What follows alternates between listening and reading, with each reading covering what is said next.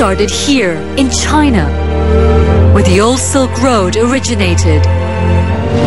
I went to Kazakhstan, one of the most important ancient transit hubs for East and West. This month, the journey continues. Look at this place. I mean, it's just like a maze. I visit one of the most important corridors of commerce on the old caravan trails, India. From spices, to tea, to medical technology. India continues to innovate. Join me in the age-old markets and future centers of trade along the new Silk Road.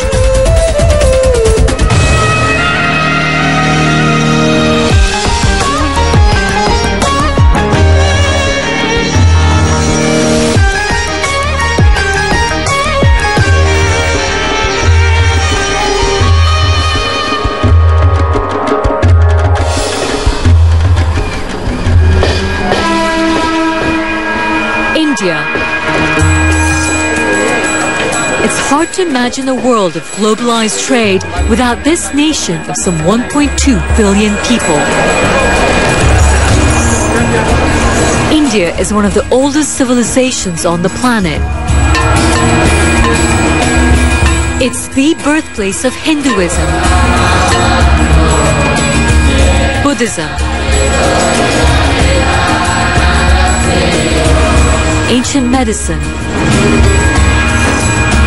Bollywood films, and yes, spicy curry. In the early days, Indian commerce and culture spread to the world through a series of interconnected trade routes over land and sea. Today, modern Indian innovations are again bridging east and west along those same caravan paths.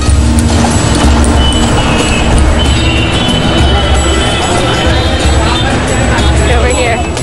That's why I've come to India, to retrace the old trails and map the new ones. You just have to fight your way through because otherwise you're not going to go anywhere. I begin my journey in New Delhi, India's political heart. It's a colorful, sometimes chaotic, but always charming capital that's home to some 20 million people, including me. It's always a bit of an adventure when you come to Old Delhi. The crowds, just the people, the traffic.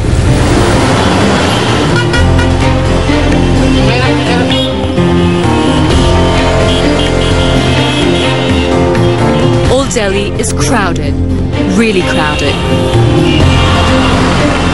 The best way to get around is in one of these yellow and green tuk-tuks.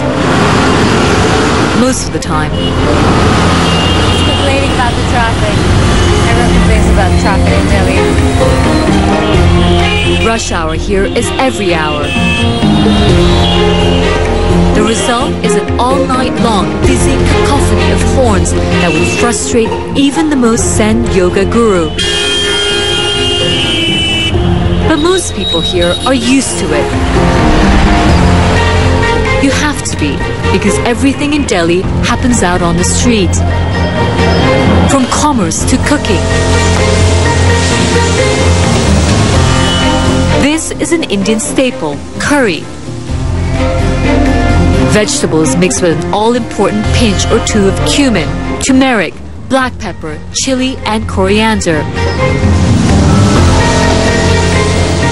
5 spices that form the basis for most Indian cuisine, and what put this region on the early map of explorers. Over 2,000 years ago, Indian traders were selling spices as far as ancient Rome and China. Christopher Columbus first set sail to find new routes to this market.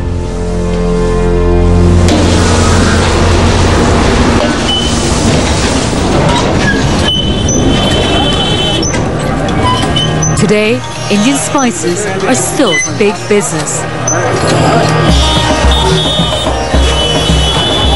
Valley right now, which is considered to be Asia's biggest spice market.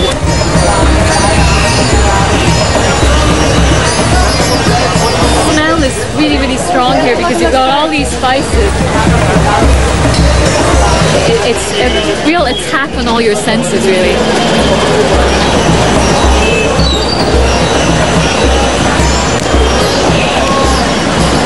They have almost every flavor imaginable.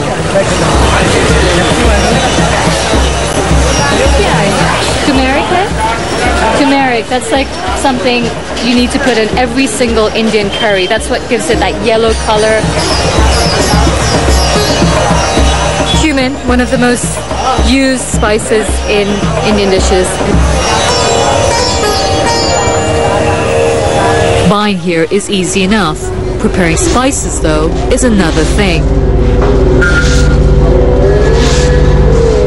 Traditionally, they are sorted, cleaned, ground, and blended by hand, a process that can take hours.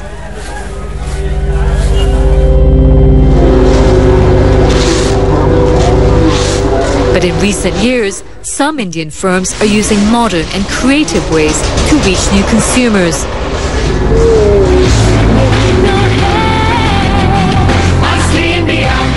At 93 years old, Dharampal Gulati is still willing to shake his hips if it means selling spices. For him, they're more than just seasoning.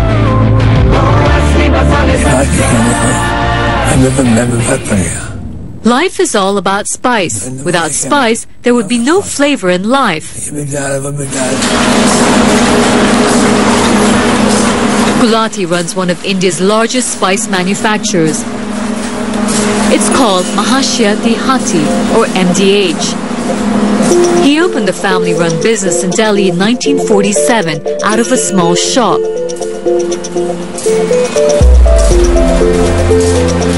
Today, his company, like India's spice industry, has expanded to keep pace with growing worldwide demand. It runs like a family. Oh yes. Rajinder Kumar shows me their Delhi factory, where workers prepare spice blends or masalas.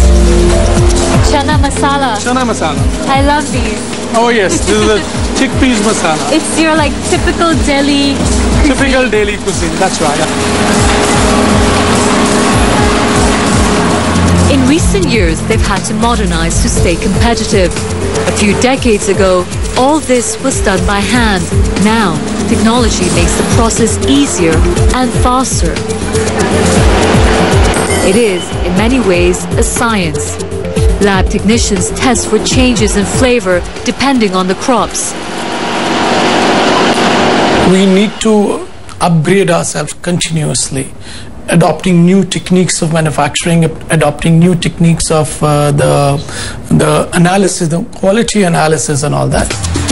India is the world's largest producer of spice, manufacturing over 1.5 million tons a year. Kumar says demand is going up. Consumers' habits, though, are changing. These days, most buyers prefer the ease of pre-packaged mixes. We no longer have to buy individual spices, clean them, peel them, then grind them. Now you can buy ready-made spice mixes. It's so much easier. People have very less time right on these days, so because of that, they go for blended items. MDH has adapted to those changing lifestyles. They now sell over 50 box mixes, already the most popular items. More demand also means greater competition. Captain! Yes, sir! The Gulati, who is still the face of the company, always finds new ways to spice things up. To keep selling one of India's oldest commodities.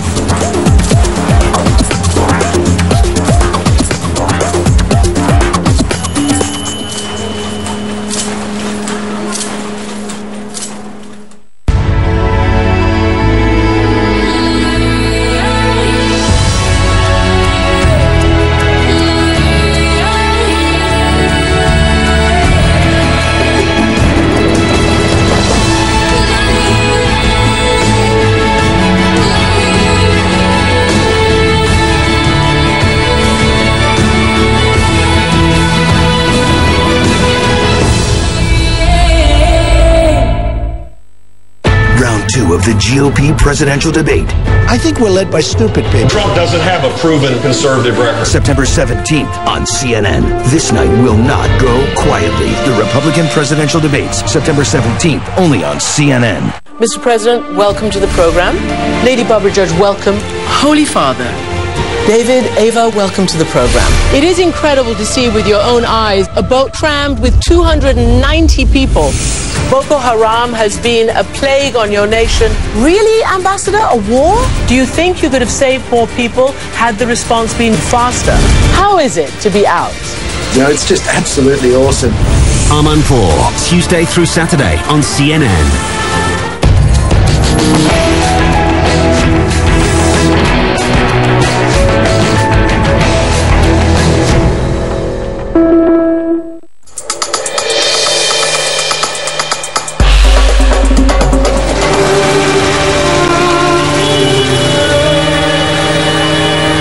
On the old Silk Road, India was famed for its spices.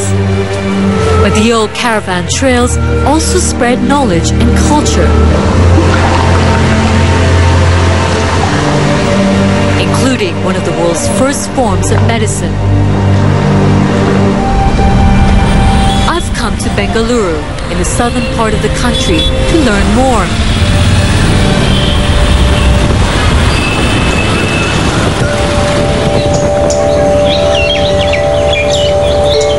This place, SOUKYA, is an oasis of calm. It may look like a resort, but this is actually a hospital for Ayurveda, an ancient system of healing based on balance and nature. If you know turmeric, Yes. turmeric is supposed to be the best antioxidant.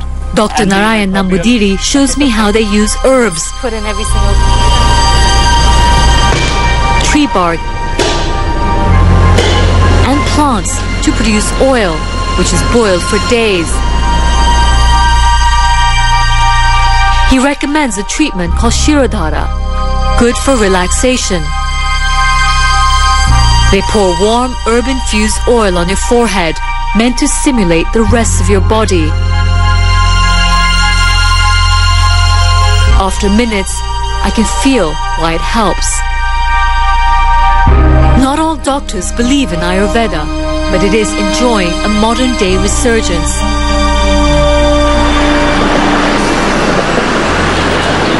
Bengaluru, formerly known as Bangalore, isn't just known for ancient medicine. This city is also India's Silicon Valley, and engineers here are hoping that local innovation could help revolutionize the medical sector in India and around the world. Especially when it comes to neonatal care.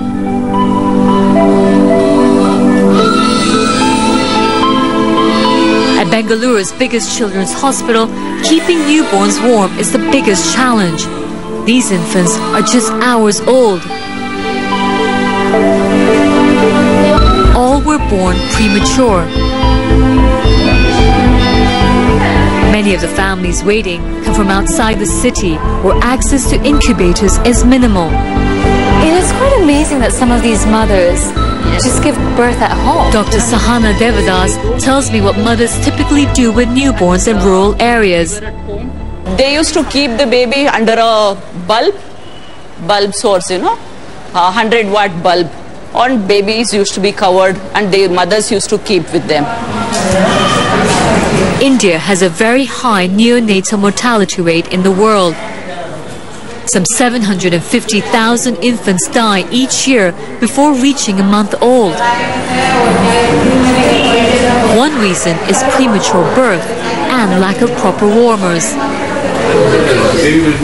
Just a few miles away, medical engineers are using modern technology to solve this problem. Baby incubators are not new, but they are expensive, especially for India's rural areas. At this research center, a joint venture between India's Wipro and General Electric, scientists are designing cheaper models specifically for the Indian market. And that means coming up with new ideas. So this is the lab. This is the MIC lab, the maternal... Shamrajan says this warmer his team builds is 30% cheaper than what it would be in the US. But that doesn't mean it's low tech. So it's not about actually low cost making the whole product low cost, but apportioning the cost to the right areas so that the right impact is made and the right need is met. It was redesigned for operational simplicity, for use in underdeveloped areas with poor infrastructure. The power unit was modified to handle surges in India's unstable electric grid. The temperature gauge was refitted with Kevlar, and the lighting unit with LEDs, both for durability.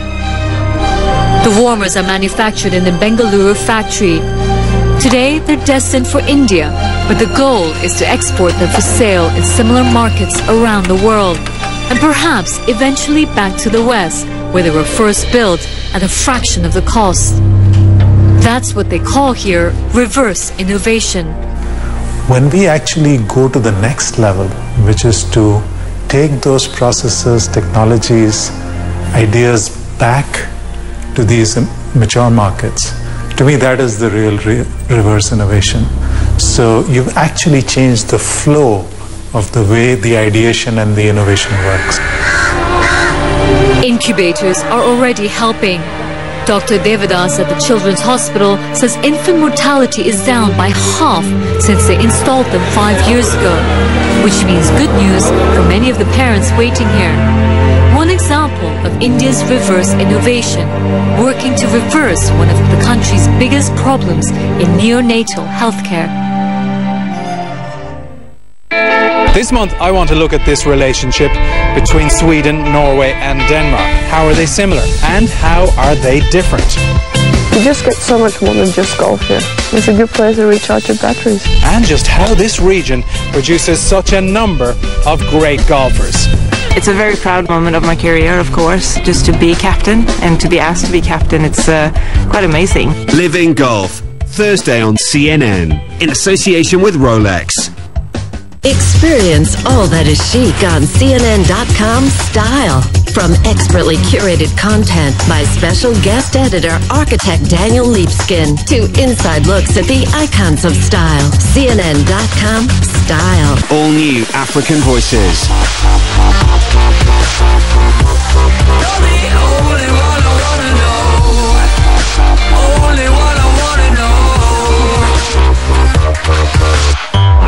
This week, Dare to Dance.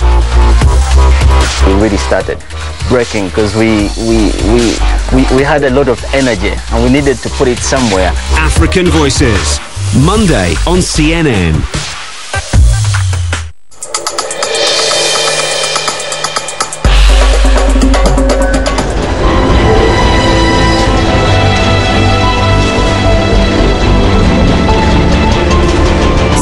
Ago on the old Silk Road, Indian culture and commerce, from spices to religion, made their way to the world through a series of interconnected trade routes.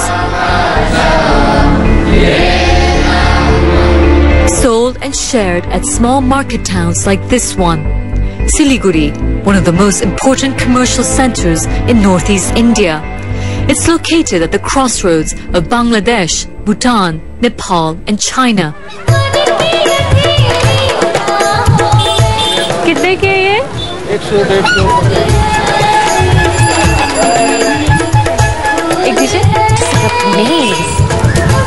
Siliguri's main shopping district is called Hong Kong Market. Shoes for 100 rupees. Because almost everything here comes from China. Hair dryers, toys, porch lights, whatever you want. There's never a dull day here.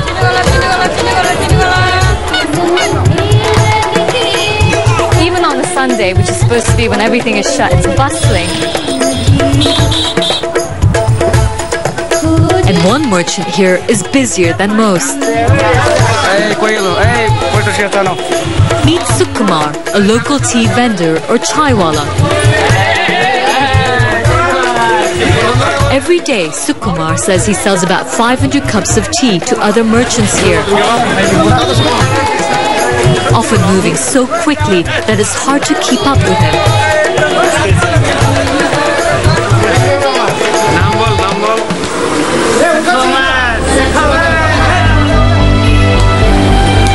Drinking tea is a national pastime in India.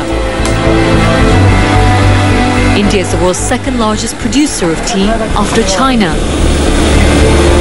The country output 1.2 million kilograms of tea last year, and some local entrepreneurs are hoping to start producing even more on a new virtual Silk Road. That's brought me to the remote mountains of northeast India. We're on our way to Darjeeling. It's absolutely stunning here. Just beautiful, lush forests, tea gardens. Darjeeling teas, from green to oolong, are renowned as some of the finest in India. The British first introduced tea leaves here around 2 centuries ago. The industry has changed little since then. At the Gumti Tea Estate, dozens of workers head out to pick the tea just after sunrise. They climb down the lush hills and start to pluck.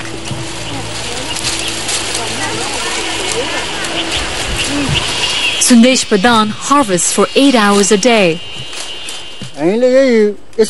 What we're looking for is the bud, the part that looks like a needle.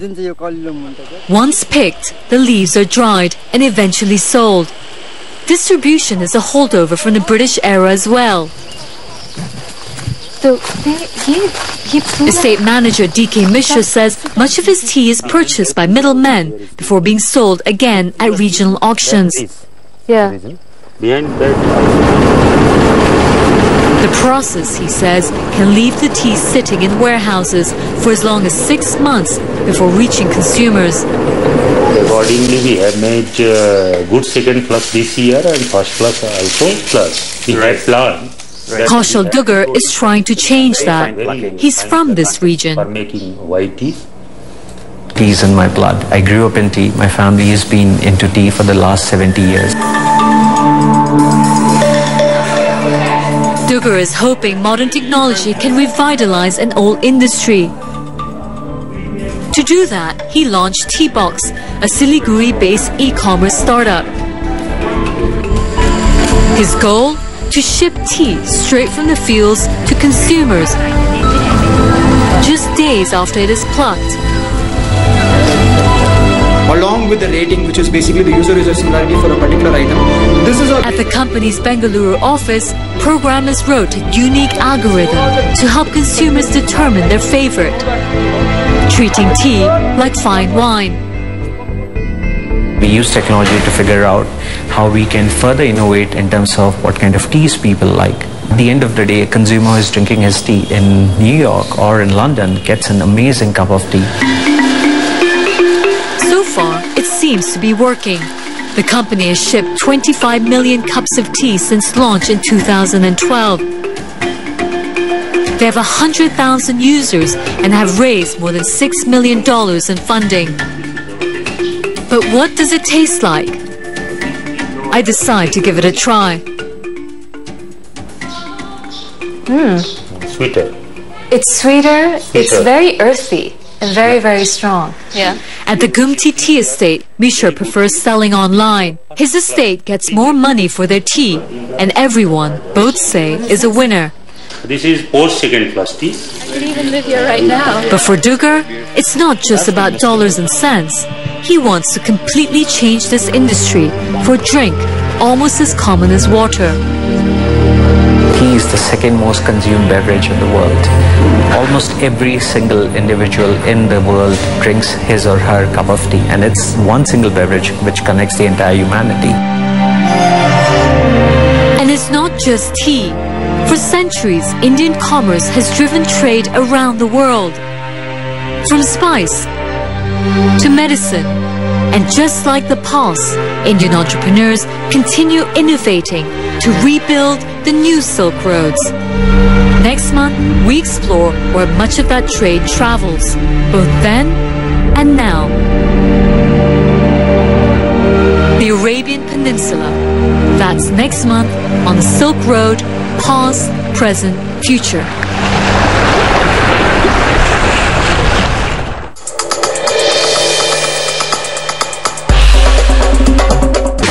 I'm Will Ripley in Pyongyang, North Korea. This is CNN. It has been called the Jewel of the Kalahari, the Miracle Waters. On the next Inside Africa, Botswana's oasis in the desert, the Okavango Delta. For me, I love this so much. I don't call it a job, it's a lifestyle. This week, meet the people working up close with the animals, venturing deep into the wetlands to protect this fragile ecosystem. Inside Africa, Tuesday, only on CNN, in association with Zenith Bank. We begin here in Abu Dhabi, Istanbul, in Rome, Beirut. You hear the cheers behind us. I have to ask you, would you support an independent Kurdish state? Let me push you once more on this because this is important. From Jerusalem, New Delhi, Cairo. Already decisions on Scottish education, public health services. What is the woman's role in the UAE? Connect the World with Becky Anderson, tonight on CNN.